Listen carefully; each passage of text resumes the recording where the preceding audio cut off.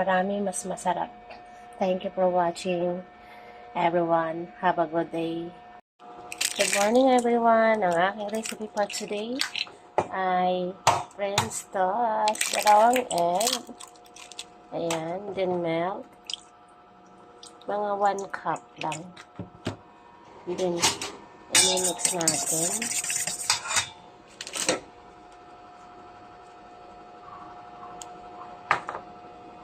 Then, cinnamon. Mas maraming cinnamon, mas masarap. Mix natin lang yan. Lagay tayo ng mga 1 teaspoon na sugar. Dapat yan white sugar. Pero dahil walang white sugar, brown drop sugar na lang. Then, mix lang natin to. So, ang gagamitin natin butter, yung olive oil, para kahit paano hindi na masyado may healthy pa rin. Ayan.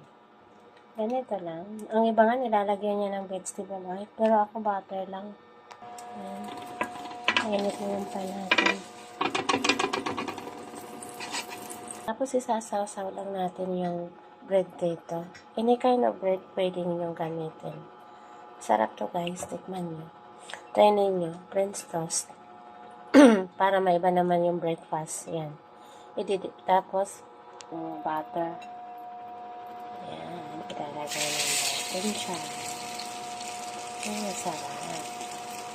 So, yan na. Pero kailangan brown pa ng kaunti dyan. Para masarap. Ayan, perfect yung pagkaganito. Ganitong brown siya. Ganitong consistent talaga ng French toast bread. Yan, sarap. Ayan, magtitimpla na rin tayo ng ating kape para makapag-almusal na rin. Thank you for watching, guys. Have a good day. Ingat ang lahat. Sobrang init. Stay hydrated. Thank you. Good morning.